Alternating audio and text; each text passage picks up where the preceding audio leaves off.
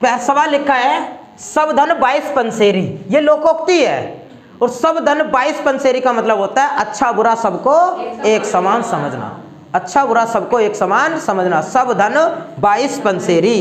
Next अगला प्रश्न है, किसे कल बताया कि किसे कहा जाता है आधुनिक युग का राम काव्य है? साकेत। आधुनिक युग का राम काव्य किसे कहा जाता है? साकेत को। कौन है साकेत के रचनाकार?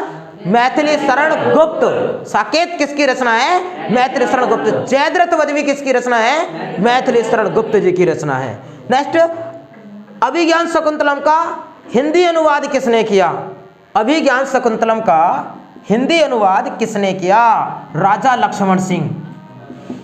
राजा लक्ष्मण सिंह। क्या सवाल था? अभिज्ञान शकुंतलम किसने लिखा? अभिज्ञान शकुंतलम को कालिदास ने। और अभिज्ञान शकुंतलम का हिंदी अनुवाद किसने किया? राजा लक्ष्मण सिंह ने किया। किसकी रचना है? नदी के द्वीप अज्ञेय। दिल्ली का दलाल पांडे बेचन शर्मा उग्र की रचना है। बीसल देव रासो नरपति नाले की। वैशाली की नगर वधु आचार्य चतुर्सेन शास्त्री जी की। एक पर्यायवाची है अर्णव। अर्णव किसका पर्यायवाची है? अर्णव पर्यायवाची है सागर का। और अरण्य होता है वो, अरण्य माने क्या होता है? जंगल। और बताओ जंगल के पर्यायवाची, जंगल के पर्यायवाची एक तो हो गया अरण्य, अरण्य और कांतार और कालांतर। कालांतर बियावान, बियावान भी किसे कहा जाता है? जंगल को कहा जाता है। नेक्स्ट अगला सवाल है, कुम्हार अपना ही घड़ा सराहता है। कुम्हार अपना ही घड़ा सराहता है। सराहता मतलब प्रशंसा करना। कुम्हार अपने घड़े की ही प्रशंसा करता है। कुम्हार अपना ही घड़ा सराहता है। अपने द्वारा बनाई गई वस्तु प्रत्येक को सभी को अच्छी लगती है। अपने द्वारा बनाई गई वस्तु सभी को अच्छी लगती है, ये इसका मतलब होता है। आगे बताओ, तबेले की बला बंदर के सिर लोकोक्ति का अर्थ क्या होता है? अपना दोष दूसरों के सिर मढ़ना। तबेले की बला, तबेला जहाँ पशु बनते हैं, तबेले की बला बंदर के सिर, अपना दोष दूसरों के सिर मढ़ना। नेक्स्ट है, चारू चंद्र लेख एक उपन्यास है, उस उपन्यास के लेखक कौन है? चारू, चारू पर किसका पर्यायवाची है? सुंदर का। अभिराम भी किसका पर्यायवाची है? सुंदर का। तो चारू चंद्र लेख के रचनाकार ललित, ललित हाँ ललित भी किसका पर्यायवाची है? सुंदर का। ललाम बता दो, ललाम किसका पर्यायवाची है? ललाम, ललाम ललाट माने होता है माथा, ललाम होता है नारी, ललना भी क्या होता है? नारी का। क्या पूछा था? ये था चारुचंद्र लेख के रचनाकार कौन है? हजारी प्रसाद द्विवेदी। चारुचंद्र लेख किसकी रचना है? हजारी प्रसाद द्विवेदी जी की रचना है। जब जब होए धर्म की हानि, बाढ़े असुर अधम अभिमानी। ये पंक्तियां किसकी हैं? तुलसीदास। जब जब होए धर्म की हानि, बाढ़े असुर अधम अभिमानी। आगे पूछ रहा है, जाकी अंग अंग बास समानी। ये पंक्तियां किस किसकी हैं? किसकी हैं? रैदास की। क्या था?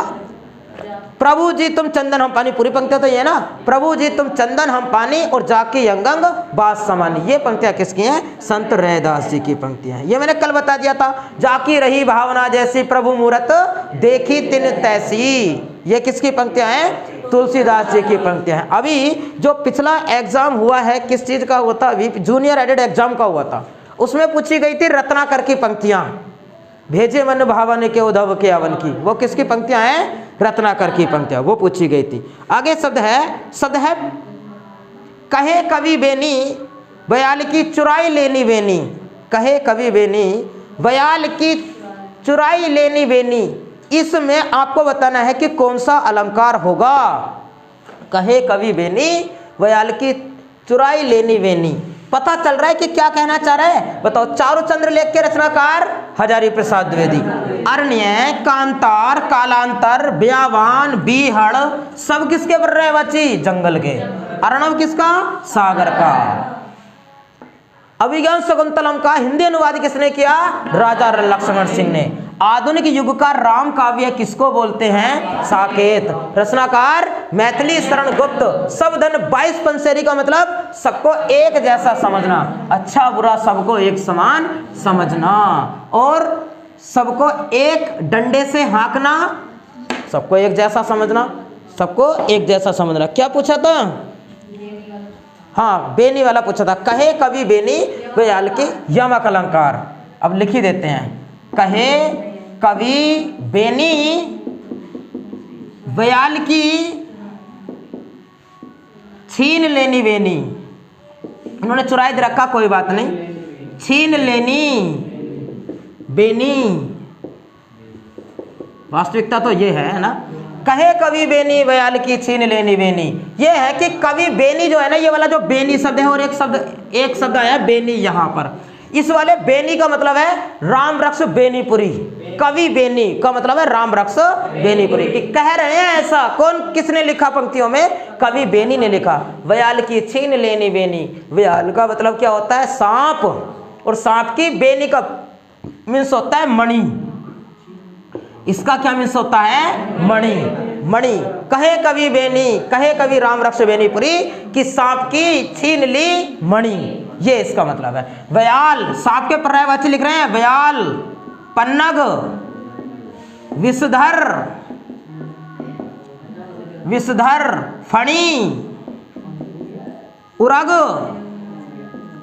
उरग पीठ जो हाथी के बल चलता हो, उरग, ये सब किसके पर्यायवाची हैं? सांप के। सर्प, सर्प तो पता ही आपको, इसका क्या लिखना है ना, सर्प। ये सब किसके पर्यायवाची हैं? सांप के पर्यायवाची हैं। सर्प, उरग, फणी, फणी मतलब फणी, विषधर, विष को धारण करने वाला, वैसे भगवान शिव को भी कहते हैं विषधर तो, और पन्नग सांप को कहते हैं, व्याल सांप को कहा जाता है, और सारंग भी कहते हैं। सारंग, सारंग ने सारंग गयो सारंग बोलो आए, और जो सारंग सारंग कहे सारंग छूटो जाए। सारंग को भी कहते हैं, सारंग मोर को भी कहते हैं, सारंग बादल को भी कहते हैं, सारंग सांप को भी कहते हैं, सारंग हंस को भी कहते हैं। बहुत सारे हैं सारंग के पर्यायवाची।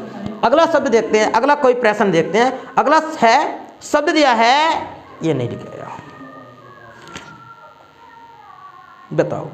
शब्द है निर्विवाद में कौन सा समास होगा? निर्विवाद में कौन सा समास होगा? निर अव्ययभावी लगा दें या तो कौन सा होगा? अव्ययभाव समास हो जाएगा। अव्ययभाव समास। कुछ पर्यायवाची हैं उनको बताएंगे। पर्यायवाची नहीं, अनेक शब्दों के लिए एक शब्द पढ़ते हैं जरा से। बताओ, एक शब्द लिखा है, इसको तो रफ कर ले। कहे कवि बेनी व्याल की छीन लेनी बेनी। कहे कवि बेनी व्याल की छीन लेनी बेनी।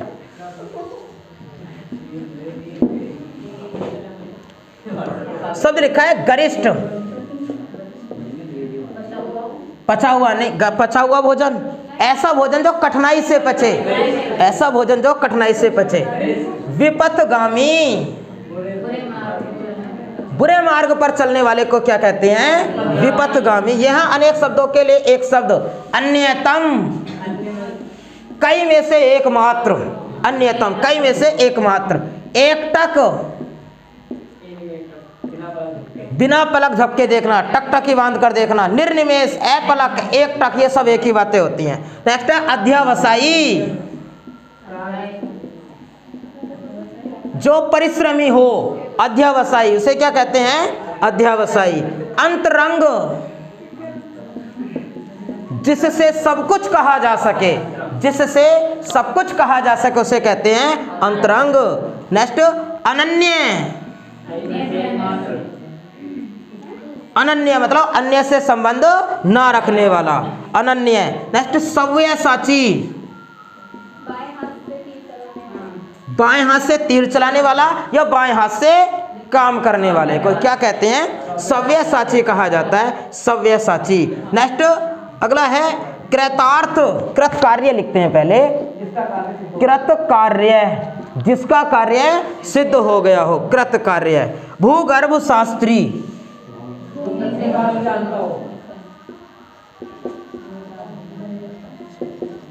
भूगर्भ शास्त्री, जिसे भूमि के गर्भ का ज्ञान रहो, भूगर्भ शास्त्री कहलाता है। नेक्स्ट आलोच्य,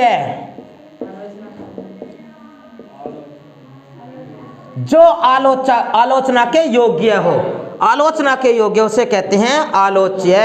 आदिवासी, आदिवासी, आदिवासी क्या होता है? आदिवासी मतलब होता है कि किसी स्थान पर प्राचीन निवासी क्या कहलाते हैं? आदिवासी।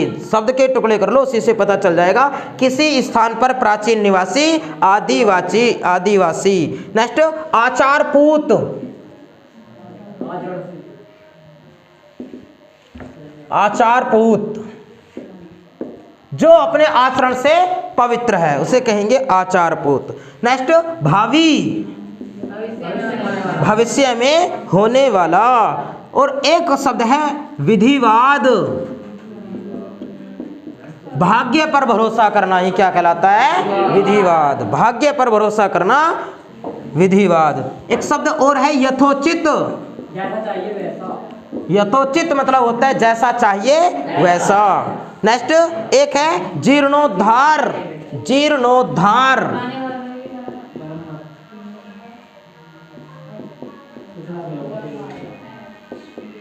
पुराने भवनों की मरम्मत। पुराने भवनों की मरम्मत। बताइए, गरिष्ठ ऐसा भोजन जो कठिनाई से पचे, जो कठिनाई से पचे ऐसा भोजन। विपथगामी बुरे मार्ग पर, विपथ, विपथ खराब पथ पर, गामी माने चलने वाला, बुरे मार्ग पर चलने वाला। अन्यतम कई में से एकमात्र, कई में से एकमात्र। एकटक टकटकी बांधे हुए बिना पलक झपके। अध्यवसायी जो परिश्रमी हो, अंतरंग जिससे सब कुछ कहा जा सके। अनन्य है कई में से जिसका संबंध अन्य से ना हो, इसे कहेंगे अनन्य। सव्यसाची जो बाएं हाथ से काम करता हो, लेफ्ट हैंडी, जो बाएं हाथ से तीर चलाता हो तो भी सव्यसाची लगाएंगे। कृत कार्य जिसका कार्य सिद्ध हो चुका हो। भूगर्भ शास्त्री जिसे पृथ्वी के गर्भ का ज्ञान हो, भूगर्भ शास्त्री कहलाता है। आलोच्य जो आलोचना के योग्य हो। आदिवासी किसी स्थान पर प्राचीन निवासी, आदिवासी। आचारपूत जो अपने आचरण से पवित्र है, आचारपूत। भावी भविष्य में होने वाला। विधिवाद भाग्य पर भरोसा। यथोचित जैसा चाहिए वैसा, जैसा चाहिए वैसा। जीर्णोद्धार पुराने भवनों की मरम्मत।